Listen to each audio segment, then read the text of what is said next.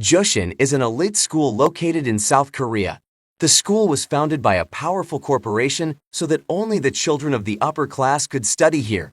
Admission to the school is by birthright, but even among the privileged there is a special internal hierarchy. Those who violate it are punished severely. This is what happened to one of the students who decided to go against the system. First, he was beaten and intimidated, after which he threatened to tell the police about everything, but could not escape, becoming the victim of a car accident. A few months later, a new school semester begins, and the principal asks to welcome a new student. Kanha is a simple and poor boy who has earned the right to attend an elite school thanks to a scholarship and excellent grades. While trying to get to know his classmates, the boy notices that he is not being paid attention to. The key figure in the school is the grandson of the founder of the educational institution, Ryan. He is the one who makes the students silent, speak, or applaud, and none of them will get up from their seats until he does it first. Era takes notice of the funny and cute newcomer, offering to exchange phone numbers with him. Trying to settle into his new school, Kanha looks for his class and a place at the desk, but he is chased away like an outcast. He's poor and the others don't want to see or hear him, so they defiantly ignore the guy. At the same time, the elite high school students are relaxing in a separate room and discussing a girlfriend who left for the US 3 months ago. Jae is Rihanna's girlfriend, who left the country without warning. Era and Woojin are their friends who are worried about the couple's relationship and don't understand why the girl is ignoring them. Despite their friendship, Era is willing to spend the night with Ryan, but he doesn't want it. In the evening, Jae gets in touch and informs about his arrival in Korea. Era meets her friend at the airport and suggests a joint meeting, but the girl suggests doing it tomorrow at the racetrack. She spends the next morning with her family among their close friends and business associates.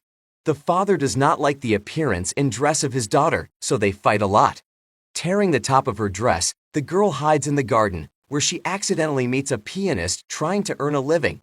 This guy turns out to be Kanha, who supports the girl not only in word, but also in deed, giving her his shirt. A little later, Jae meets Ryan and friends. The girl offers the guy to arrange a race, the winner of which will make a wish for the loser. Ryan accepts her terms and the couple starts the race. The girl acts aggressively and drives at top speed. At some point, losing, she almost has an accident, because of which Ryan flies off the track and Jae finishes first. After winning, she declares that she wants to break up as she doesn't love the guy and doesn't want to be with him. The next morning, Kanha finds out that he and Jae are classmates. The guy wants to go to extra classes, but he is ignored by everyone, after which the elite asks the headman to explain to the newcomer where he belongs. Beggars, who got the opportunity to study here thanks to their knowledge, tell that the school has a special hierarchy and those who do not obey it can be executed. This is exactly what happened to the schoolboy whose place was taken by Kanha. Despite the frightening truth, the guy reacts with a smile and returns to the podium with the elite students to greet them. Admiring the guy's chutzpah, Era invites him to a party at her country house. The next evening, a car arrives to pick up Kanha and bring him to the party. The school children react to the newcomer with obvious derision, believing that he doesn't belong here. Upon seeing the guy, Era suggests playing Russian roulette with a few shots of alcohol, as there is a surprise in one of them. As soon as the guy drinks, it becomes clear that something has been added to all the shots except the first one that Era drank. Kanha gets sick and dizzy, so the guy can't stand on his feet and struggles to regain consciousness in the bathroom. Noticing that Jae is also present at the party, the guy is in no hurry to go home, clearly interested in this beauty. After receiving the message, Jae goes to the house where Ryan was waiting for her, hoping to talk one more time and get the relationship back on track. Meanwhile, Kanha, Era, and the others play a game of truth or action. When it is Kanha's turn, he is asked if there is a girl he wants to spend the night with. The guy prefers action, but he is offered to passionately kiss one of the girls present at the party. Everyone openly hints that this person should be Era, but Kanha leaves in an unknown direction. At some point it becomes clear that the deceased schoolboy is his own brother, whose funeral he endured with difficulty. Kanha is ready to do anything to avenge his brother and punish all those responsible. Assuming that Ryan took his life, Kanha enters the house and passionately kisses Jae in front of the school leader and the surprised crowd, and the girl reciprocates. The next morning, Ryan recalls yesterday's situation and how he slapped Kanda in the face for his act. At the same time, Woojin secretly spends the night with Teacher Han. Afraid lest they be exposed, the couple secretly meet in a rented apartment before leaving through different exits. Ryan's mother returns home for the first time in months, but is completely oblivious to her son. The guy would like her to take her time, but the woman thinks that there are plenty of servants around him capable of satisfying all the whims of a rich schoolboy. Realizing that his mother doesn't care about him, the boy leaves in one of her own cars. Meanwhile, Kanha comes to school and tries to make friends with other students. He is once again ignored by everyone because of his status and financial status. Kanha is aware of his brother being victimized by Rian only because he befriends Jai. Knowing how much the school leader loves this girl, Kanha chose her for a reason and decided to do everything to anger Ryan against himself. Meeting in the canteen in the morning, he realizes that he has succeeded because the main bully dreams of humiliating and destroying Kanha. Ryan decides to discuss the situation with Jay, but the girl ignores him, reminding him that they have broken up and are now just friends, so he has no right to ask her personal questions. Angry, Ryan orders his best friend to make sure the others punish Kang for his insolence. A little later, Yoonsuk orders the rest of the poor schoolboys not to socialize with Kanha, but does so right in his presence. The schoolboy laughs at the situation and stops one of the insolent boys from punching him in the face. Seeing Jay, the guy forgets everything and still gets punched in the face right in front of the teacher, but she doesn't react in any way to what is happening. After the lesson, Kanha decides to apologize to Jay for his kiss, but admits that he really enjoyed it. In the evening, Ryan revisits old tapes with Ji and constantly thinks about the girl, dreaming of getting the relationship back. Era tries to support her friend and offers her help. Late at night, Jay and Woojin secretly meet in an underground bar to drink and talk like old friends.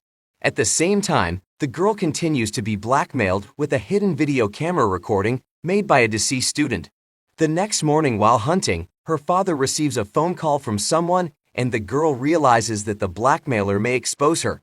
A terrified Ji imagines her father will shoot her to avoid having to endure this shame, but luckily it is only her fertile imagination, as the man is just having business problems.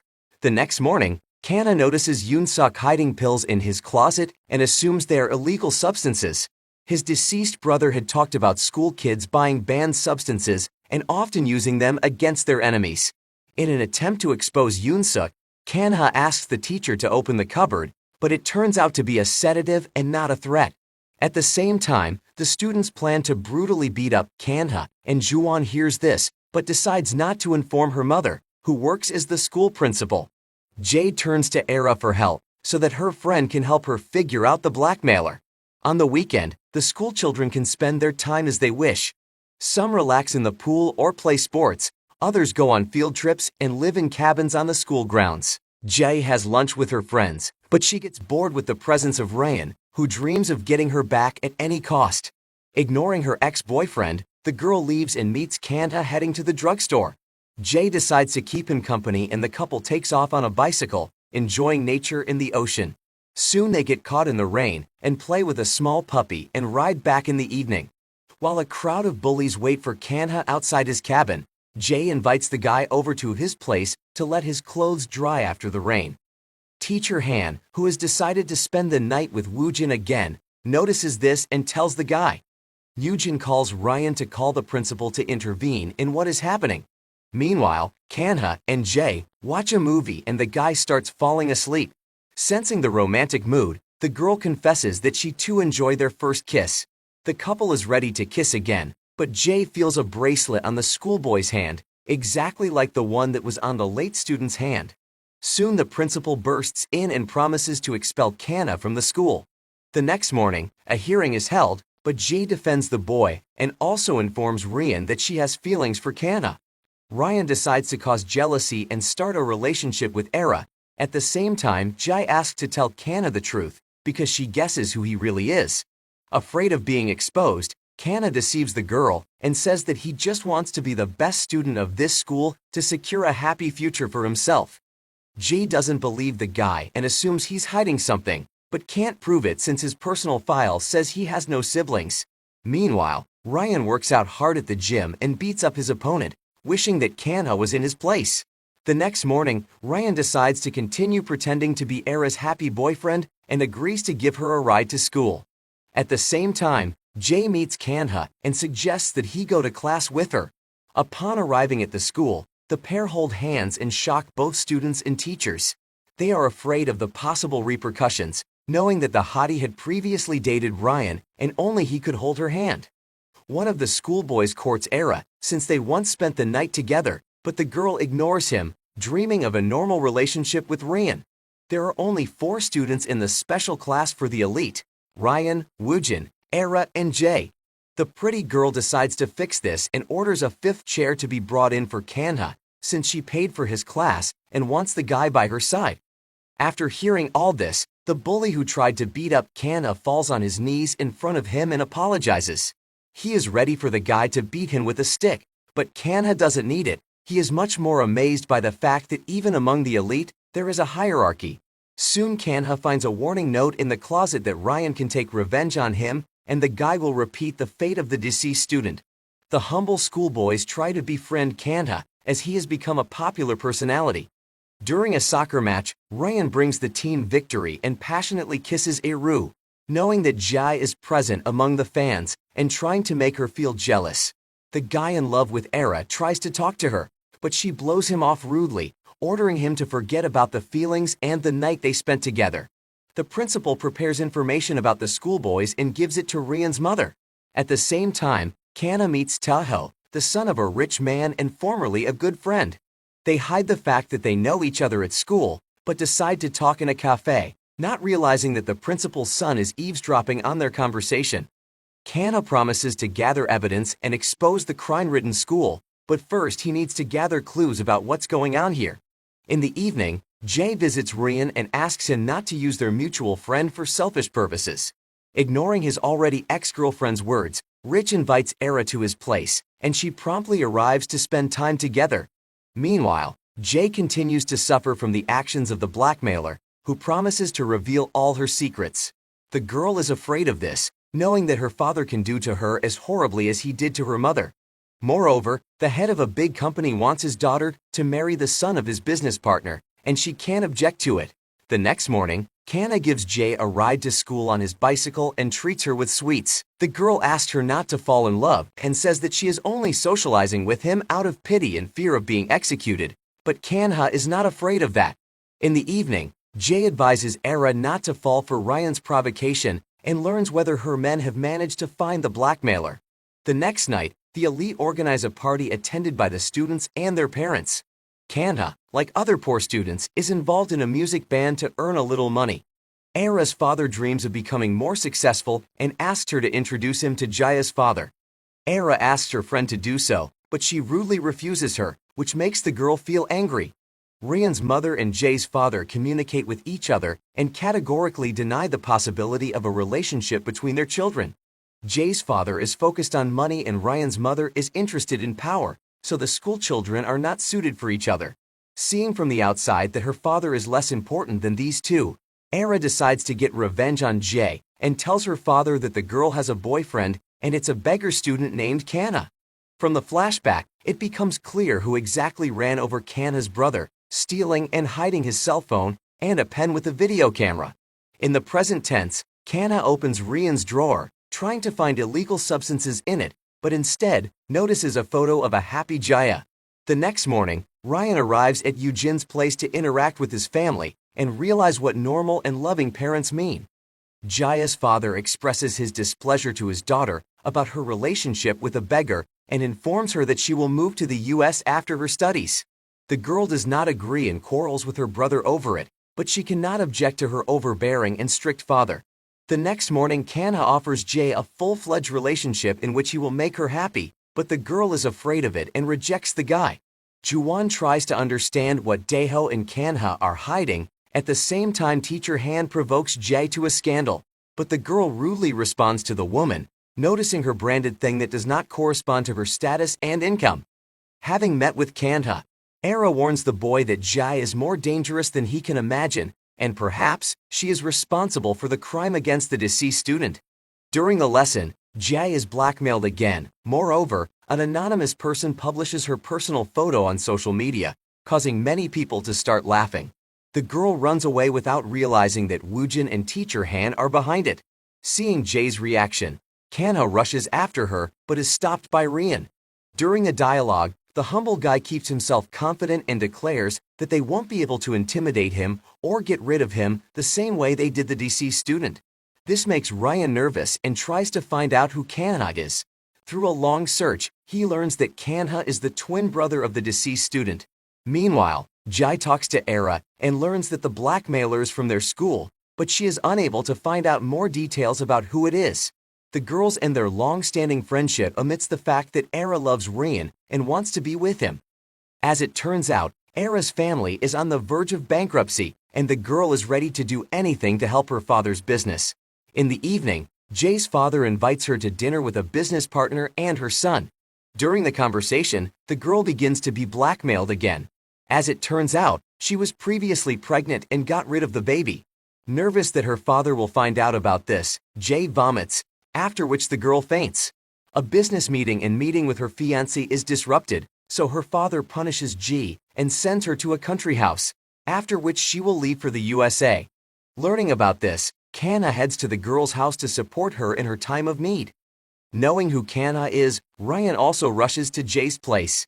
Era tries to detain the guy and confesses her love, but he doesn't react to her in any way. At the same time, Jae confesses that she is the one who took the life of a schoolboy, and Kanha declares that he is his twin brother.